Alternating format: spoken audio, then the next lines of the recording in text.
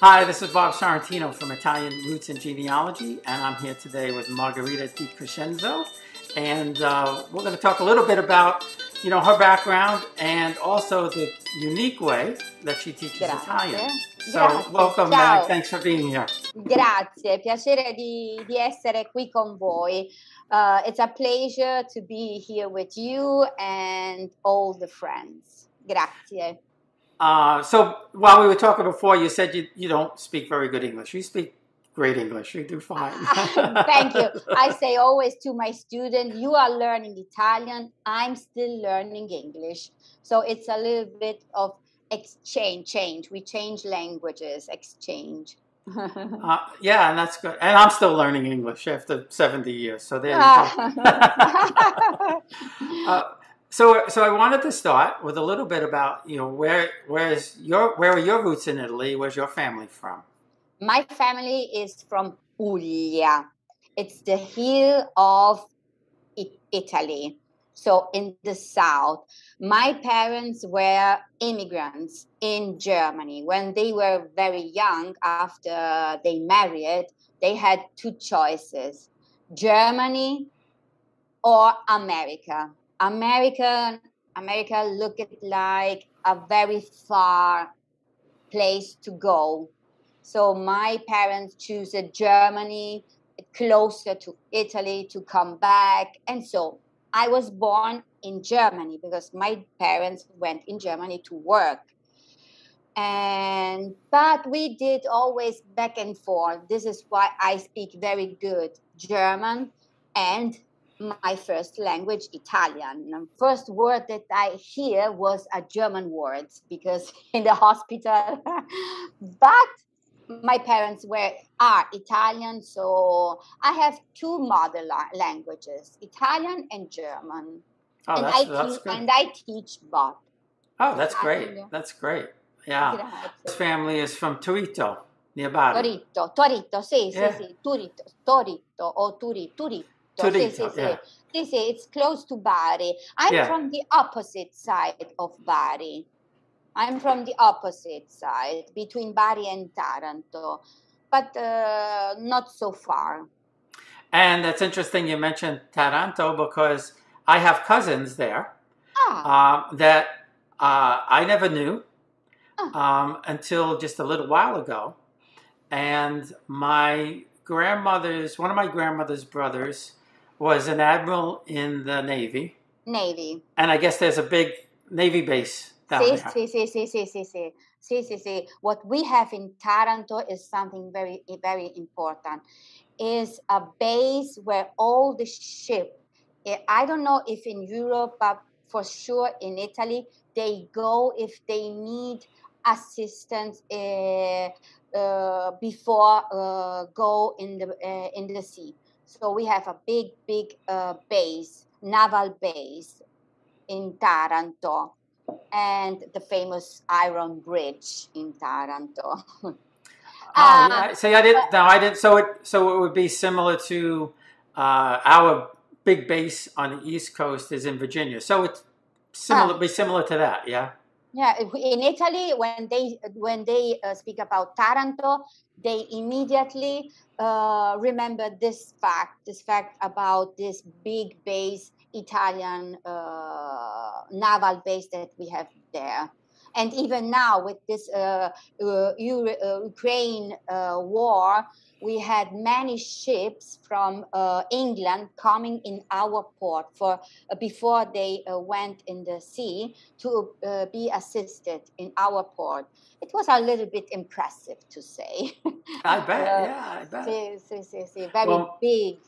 Mm. Well, my grandmother's brother, apparently, he became an admiral. And I would guess, I asked my cousin, and they haven't answered yet, but I would guess that was probably during World War II because, he was 50-ish, I guess, during World War II. So I need to find out a little bit more facts about him. So now, let's talk about how you teach Italian. And like I said, it's a unique way, and it's something you developed yourself, yeah? Yes, I developed by myself because I use it to, I teach Italian online and not since COVID, many years before. And I did all my sheets by my own. Before the lesson, I was ready always with a paper like this, okay, with all grammar skills, words that we would use during the lesson. So nearly 2 years ago, 1.5 years ago, I thought to put together all these sheets and make a book. But just to make it easier for my students to don't have all the papers and to collect, just to make a book. So I started to get ready on my laptop with all the tools to write, to do. And so I printed the book. I launched it on Facebook. I print only 100 first time, just for my students. If someone is interested, just easy. After that, I saw that many people, many friends were interested because it's really unique. I don't know if you have seen in Facebook some pages. It's a calendar. It's a planner with 365 pages. So every day you have something new to study. Yes, I did see that. So is it, besides just studying it, do you use this planner to plan in Italian? You could. I have another planner. I have another one, my personal, but it's a real planner. Yes, with uh, space where you can write.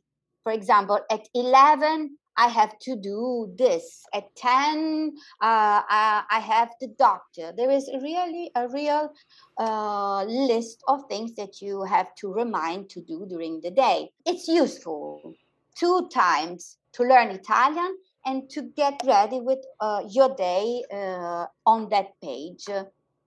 So I will tell you, I've tried several times to learn Italian, and I will tell you the toughest thing for me. The toughest thing for me is, the verbs, getting the verb tenses correct. And for example, growing up, my mother's bades was everything was aspet, wait. That is aspetta. I always say to my students, it's an S, aspetta. Right, but they were speaking the dialect and stuff. Yes. So I could get my way around the feminine and masculine. That's where I really, really struggle getting the verbs. So how do you deal with the verbs? I say always to my students, mostly to the beginners, don't put yourself stress on with verbs.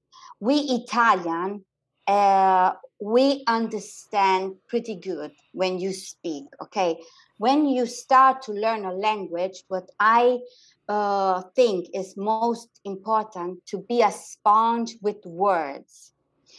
When I started, verbs are important, but not so much. I give always a base. For example, to have, to be, and modals. I can, I want, I have to, okay? This for the beginning. We have to study this.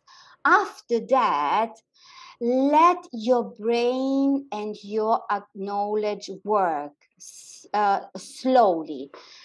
Because with experience, you will know, like me in English, I know that I have to say, if I'm speaking about tomorrow, I don't have to say, I wanted this. I have to say, I will this. But this comes with experience, slowly, okay? And what I started is that after 10 lessons, for 10 lessons, a student is a sponge, has to keep words and simple grammar rules. After 10 lessons, the student needs to take out what he has keep in, simple sentences, okay? So if it's struggle at the beginning, after 10, 15 lessons, it could start to work speaking. Okay, even if the verb is not correct, experience will give you the correct verb. Okay. Yeah, and so that's good to know, because and I don't know why, I tended to focus on trying to get that right. No. I learned English in London only with songs. Oh, really? Yes. They didn't teach it us. You have to say so, exercises, put this. We went to the Cambridge University. There, we stayed 3 hours with a screen, listening song and writing what we were listening. This was the exercise without grammar. And Bob, I learned so much. So I'm only listening the song. So, and it was a university, not Cambridge, Oxford. Sorry. Yeah, that's interesting. I've started watching now. I've started just to kind of get familiar. And obviously, when we were in Italy, you're hearing the language all the time, and it brought back so many memories, of course. But I've started now just starting to watch Italian TV shows and movies, just to start to get that in my head. It's good. And they a lot of times when you're watching a movie or a TV show, they're not talking rapid, so you can pick up more of the language than, for example, when I was in Italy and people were talking very, very fast. Yeah, we speak fast with speaking and hands. We talk a lot. Yeah, we do that here in America too. So as you know, Italian Americans, we talk with the hands a lot too. And it's funny that you mentioned music, because on our trip, especially in Fasado and Montebello, they had a group, folk singers, and it was just so great hearing it. The difference was, and I didn't realize it, Gino was singing one song. To me, it sounded Italian, and I play a little bit of guitar, and I said, well, I want to learn how to play this. So it's only 3 chords, so it's simple enough to learn. Mm-hmm. But then I asked him for the words, and he sent me the words, and the words are in Calabrese, and it's nothing like Italian. It was dialect. Oh my goodness! Oh God, a little bit tough. Well, my wife said, "How are you going to learn that?" And I said, "I think what I need to do, because he has the song on YouTube." So I said, "I think what I need to do is listen to it while I'm looking at the work." And I learn regular songs like that, just singing along. I said, "But I need to get, now that I have the words in front of me, as he's singing it, I can read the words and start to put it together, and hopefully I'll be able to figure it out." Music is a big, big help. In my planner book, I have the text. I am Volare, Modugno. Mm-hmm. Yeah. It's a simple song, and he spells the words very, very good, and it's a good exercise. I think songs help more than TV, because TV, it's that moment, okay? And you have to see this movie 10 times, many times, okay? And it's boring just to read, watch and read. But a song, for example, if you put in your car, in your phone, a song you can repeat as many times you want. It's not getting boring about a song like a movie, I think. So if you pick, for example, 1, 2 songs and you listen many, many times, and then you repeat singing, it's a good exercise to learn. And that's interesting, because I never thought of that. Yes. Because I was in a band, and that's the way I would learn the songs. I would put the song on in the car and just sing along with it. And the funny thing about that was, when we wrote a song ourselves, those were the songs that we would forget the words to, because we thought we knew them because we wrote them. Okay. And you'd be in the middle of it and say, yeah, and the words you are speaking of because you are a musician, so about your experience. But it's really a big help, a big help. I could say Giorgia is a good Italian singer that spells the words very, very good. Tiziano Ferro, even he speaks, is a man, very good, because you cannot take old songs, because we have even not some dialect, not all singer spell all the words good. For us teacher, we have many singer that we prefer. For example, Tiziano Ferro and Giorgia are good to learn. All the songs of these songwriters are good, helpful. And so they're more modern then, yeah. See.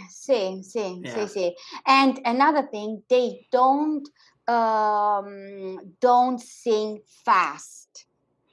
Yeah. They don't sing a little bit. It's not. I could not say classic. They don't have a fast rhythm. So this is why I prefer these two singers, because they sing good, but not fast lyrics. So you have the time to listen and try to understand. But the first time you have to listen with the lyrics in front of you. Yeah. You have to read the lyrics and then again listen and sing like Volare. How many Americans person know this song Volare? Yeah. It's famous.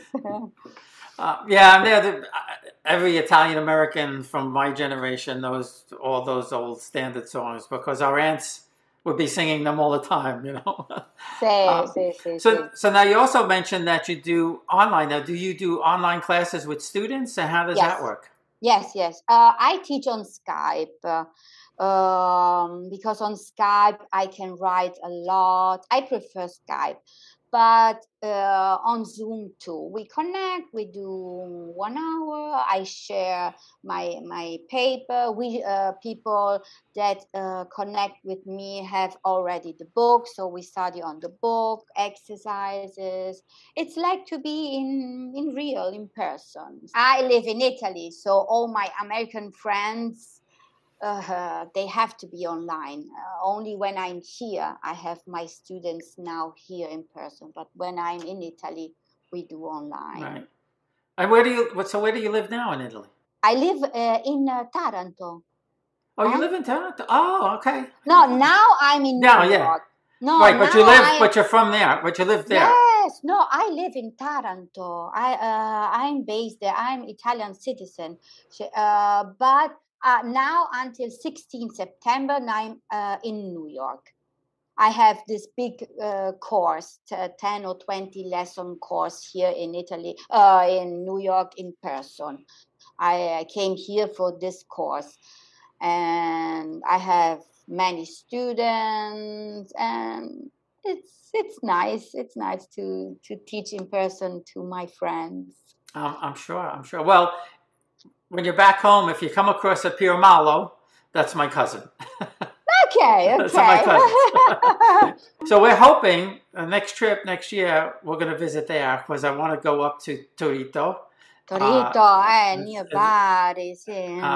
So we didn't get there this trip. So next trip, I definitely want to go there and see my grandparents' hometown. And for their sure house we will meet in Taranto. Yeah. Why not? And my great grandparents, their house is still there in Puglia. So interesting. So for anybody who wants to get online courses or get the planner or get any of your other documentation, how would they go about doing that? I have my website, Learn and Shop Italian with me. I will give you the link. There you can buy the lesson and all the tools that we need. But to have lesson with me, you are not obliged to buy the book. Okay, it's not something that goes together. I teach even without the book. Okay, I send pages, I send materials to learn. It's a big help to have in common a book, but the student is not obliged. Okay, and what else? It's an exercise book to that helps a lot, because after we have this lesson, I give some exercises, and they have answers too, so they can check how good they are going on with it. And the audiobook too, because learn Italian is not enough 1 hour, 2 hour a week. I cannot make miracles. I cannot. I'm still. Since I'm not a saint, I cannot make miracles. So I say always to my student, it's not enough. If you really want to get in a language, you have to use a lot of things: songs, other books, and listen. So this is why I had this USB stick, so you can listen my voice even in the car driving. I read and you can repeat. So study it, but even listening and repeat. A big help to be more closer to a native Italian person. Yeah, no, and like I said, I really need to learn for more than one reason. So I'm gonna start with the planner. I promise you that, and we'll take it from there. But this has been very educational and interesting, and we're gonna get this out there for anybody who wants to learn Italian. Io ti ringrazio. I thank you.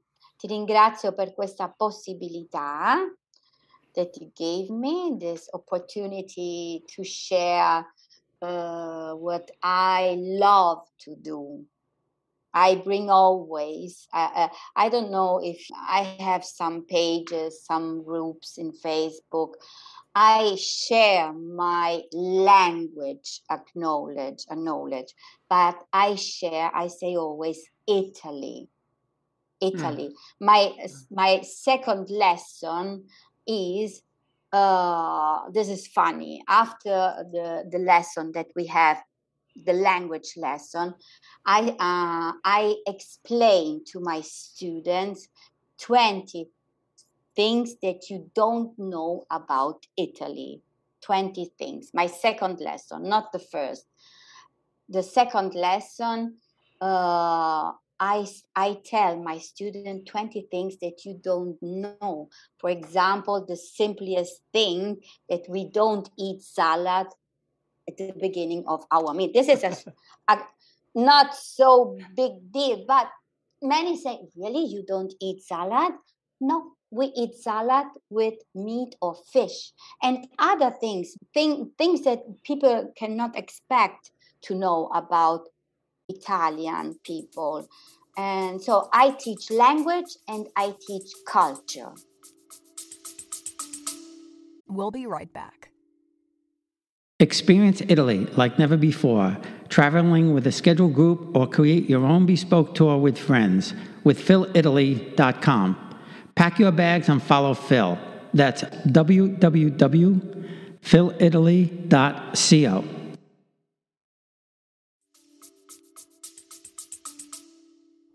Yes, that's important. And one of the things that we certainly learned, when you talk to Italian Americans, I grew up saying I was Italian, right? Yes. And now I don't. I'm obviously an American, but I have to say to people, if you haven't gone, whether you're researching not, or whether you know the language or not, if you're Italian American, you have to go at least once in your life, and not just to Rome or Florence or Venice. You have to go to the little town like behind me, because that's where the real Italian people are. And it was just so eye-opening to us, the affection, the love. And they were so, what amazed me, I think, more than anything else, was how much they wanted to connect with us and how happy we were to go. See, See. Back to the heritage, I say always. Rome is wonderful because we have history there. Positano is okay. But add your roots, add in your trip, even only one night. I say, where are you from? Sicily. Just one night where your parents came from, just to see, just one. I say this always to my friend, just one day, okay? Add this in your trip, because you really, like you said, it's unexpected. Like people can say, "Oh my God, he came here from America," and we are a lot friendly in Italy. So when so friendly, so friendly. And to your point, we my father's family, before they came to America, they lived in Naples, and we stayed in the historic district. You go out onto the street, and you're brought back hundreds of years. You're walking on cobblestone streets that my grandmother probably came down the street in a horse and carriage, or my grandfather was selling something over here. It's the way it was hundreds of years ago. And if from one side big cities change it with time, small towns, like you say, they haven't changed at all. They change just a little bit, okay? But Italy is in small town, yes.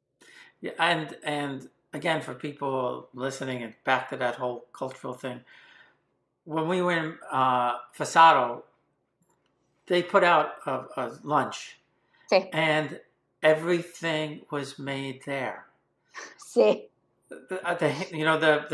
ham. I said, I've never tasted. We think we have Italian ham here.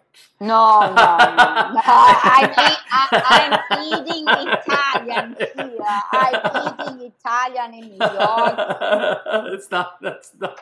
And I said, I've never tasted anything like this. And they told me, well, we make it the same way we made it hundreds of years ago. We kill the pig December 26th, and we cure it till March, and now you have it.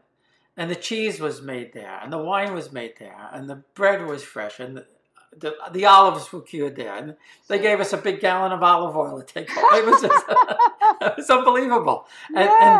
And that's the real Italy. I have a secret, Bob, about this. Why our meals are more with taste. I have a secret. That secret that we know in Italy, it's a rule in the Italian. I'm writing a book about recipes. My next book is about recipe. This is why people ask me here, how do you cook this, for example? Because they want to know how. I cook it today, melanzane ripiene. Do you know what this is? Well, I know melanzane is eggplant, but what's... Stuffed melanzane. Oh, okay, stuff. Yeah. Stuffed ripiene. And I say, there is a rule that we have in Italian meal cooking. We use only, when we cook, 4 or 5 ingredients. That's it. I ordered it in a restaurant, for example, lamb. I don't remember now what it was. Where was the meat here? It was all things. Mozzarella. Wait.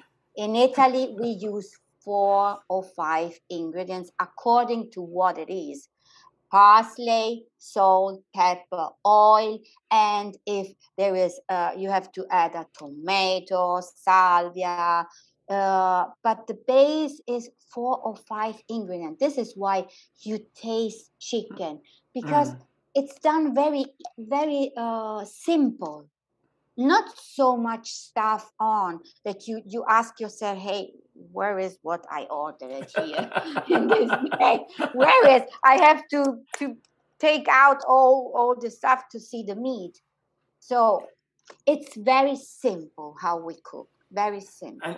And that's interesting, because in Capricotta behind me, when we went to the restaurant there, the chef made he made a meal, not exactly, but to bring out what the shepherds would eat when they brought the sheep from Elysee to Puglia. And to your point, it was very, very, I mean, it was fantastic, but very, very simple. Yes. Yeah. And Yes. For example, the pasta had, you're right, probably 4 ingredients. There was Yes. pasta, and there was definitely some butter in there, and truffles, and not much else. No, butter not. We don't use butter. Well, it tasted like butter, so maybe it was some kind of... It was oil, or maybe oil was... oil, and sometimes we used cream, milk cream. Maybe that's what it was. Maybe that's what it was. Because it had that kind of thing. But and the same thing, yes. He made a sheep stew. I'm not a big sheep person. Very, I'll send you the picture. Very, very basic. Cooked for 8 hours. Yes. He cooked it. 8 hours he cooked it. And that's what he said. He said because they didn't have, they were on the road there going from one part of Italy to the other. They didn't have the ingredient. There was no refrigerators or anything like that. No refrigerator, and neither all these exotic ingredients. Yeah. But for us, it's simple.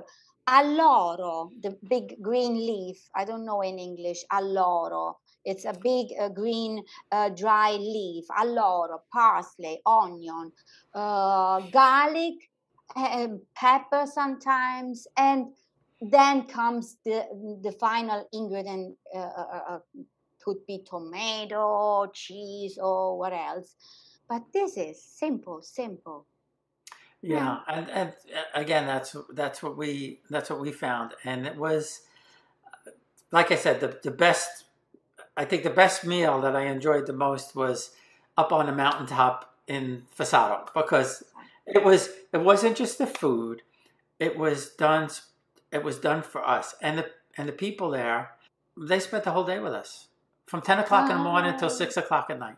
Mm-hmm. And like it was a big family party. Mm-hmm. Friendly, as we say.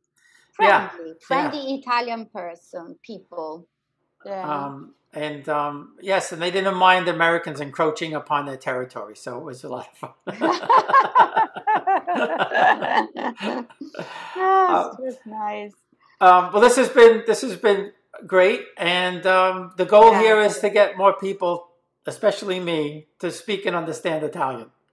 I will do my best, and even improving with my tools. I have always something new. Crossword, for example. I'm writing a crossword book too, to put playing and learning, this cooking book. I'm always looking for new tools to help people to study and to keep and to better the language.